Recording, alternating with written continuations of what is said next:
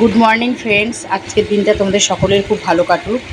তো আজকে আমার মেনু হচ্ছে করলা ভাজা আর খাসির মাংস। তো ঘুম থেকে উঠেই আমি রান্না চাপিয়ে দিয়েছি, কারণ আজকেও আমার বরের অফিস আছে। তো কড়াইয়ে তেল গরম করে নিয়ে প্রথমে করলাগুলো ভেজে তুলে নেব।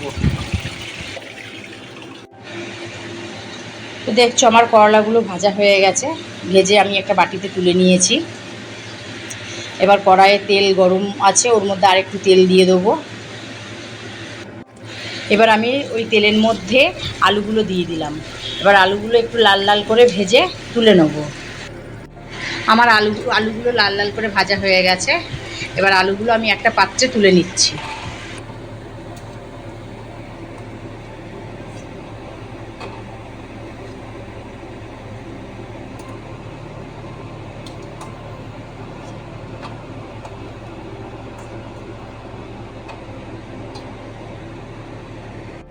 কড়াইয়ের তেলের মধ্যে আমি পেঁয়াজগুলো দিয়ে দিয়েছি।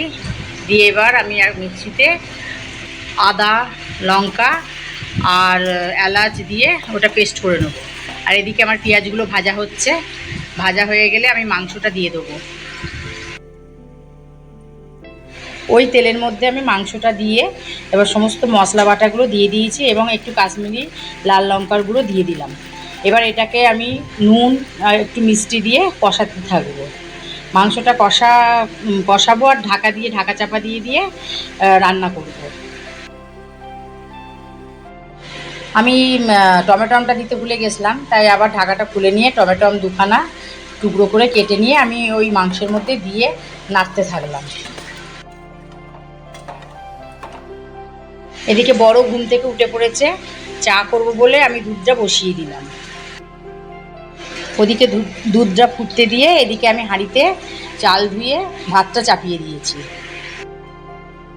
তো এদিকে আমার চা হয়ে গেছে। চা দুজনে মিলে এবার চাটা খেয়ে নেবো। খাওয়ার পর মাংসটা দেখবো যে কতদূর কী হলো না হলো। তো মাংসটা ঢাকাটা খুলে নিয়ে মাংসটা একটু কষতে শুরু করলাম। কষা হয়ে গেলে আর একটু নাড়াচাড়া করে নিয়ে আমি আবার ঢাকাটা দিয়ে দেবো। তো মাংসটা আমার কষানো হয়ে গেছে। এবার আমি প্রেসার কুকারে দিয়ে জল দিয়ে ঢাকা দিয়ে দেবো। তো আমার মাংস কমপ্লিট। বরকেও টিফিনে বেড়ে দিলাম, বরের টিফিন রেডি। আমার রান্না কমপ্লিট হয়ে গেছে। এদিকে আমার গ্যাস ট্যাসে সব মোছা হয়ে গেছে। এবার মেশিনে কাচা কমপ্লিট হয়ে গেছে। এবার আমি মেশিন থেকে তুলে নিয়েছি, তুলে নিচ্ছি একটা একটা করে জামা কাপড়গুলো দিয়ে আমি এবার ছাদে মেলতে যাব। জামা কাপড় সব শুকোতে দিচ্ছি। শুকোতে দেওয়া হয়ে গেলে নিচে নেমে যাব। নিচে নেমে যাওয়ার পর ছেলের যে স্কুল আছে ওকে রেডি করব।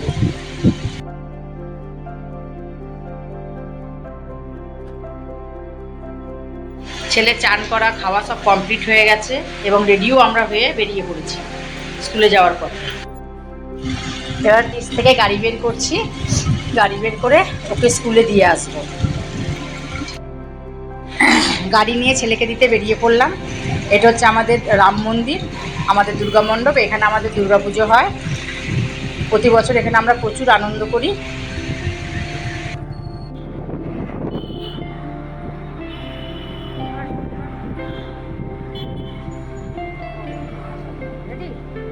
এত বকে না।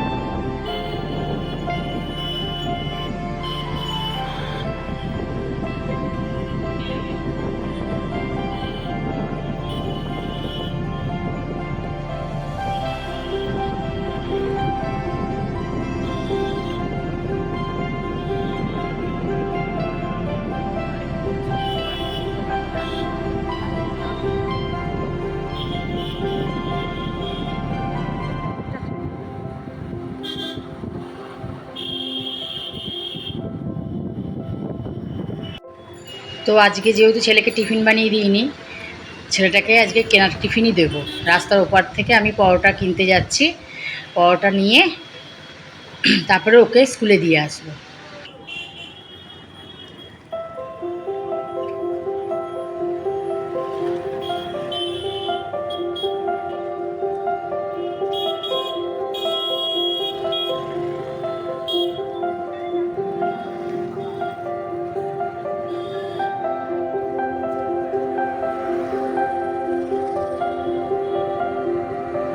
তো আমার পড়াটা কেনা কমপ্লিট হয়ে গেছে, এবার আমি যাব স্কুলের দিকে রওনা দেব।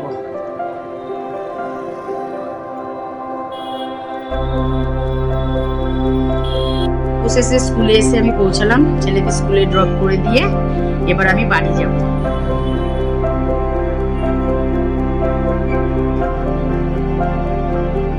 আমি স্কুল থেকে ফেরার পথে মাংস কিনে নিয়ে এসেছি, আরও কিছু টুকটাক কেনাকাটা ছিল, তাই আমাদের পাড়ার মুদিখানা দোকানে চলে এসেছি কিছু জিনিস নেওয়ার জন্য।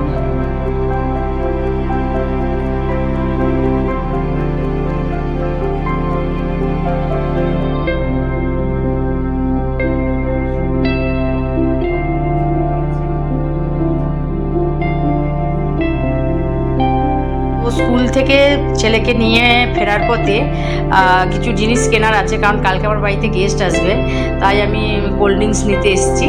কোল্ড ড্রিঙ্কস আর ছেলের কিছু খাবার কিনে নিয়ে আমরা বাড়ি চলে যাব।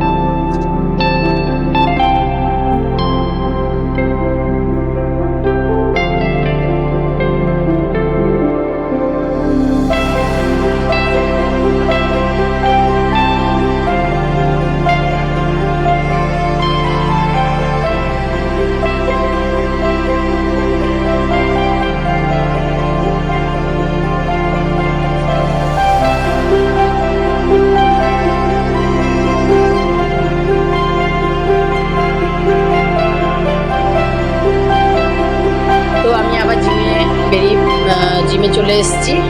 তো জিম কমপ্লিট করে আমার কিছু বাজার আছে, সেইগুলো করে নিয়ে একবার বাড়ি ঢুকবো।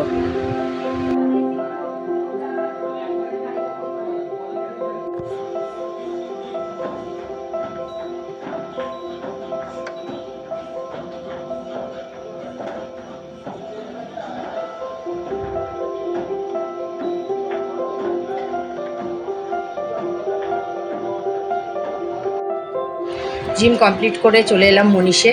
এটা আমাদের বহু পরিচিত দোকান, অনেক দিন ধরেই আমরা এখানে জামা কাপড় কেনাকাটা করি, ভীষণ রিজনেবল দাম নেয়।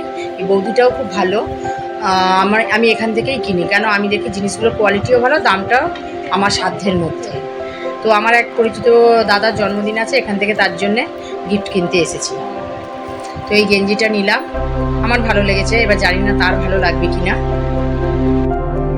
তো এবার বাজারে চলে এলাম, বাজার থেকে কিছু সবজি কিনবো, কেনা হয়ে গেলে আমি বাড়ি গিয়ে কালকের প্রস্তুতি নেব। তো আজকের মতো এই পর্যন্তই বন্ধুরা, তোমরা সবাই ভালো থেকো, সুস্থ থেকো, গুড নাইট, টাটা।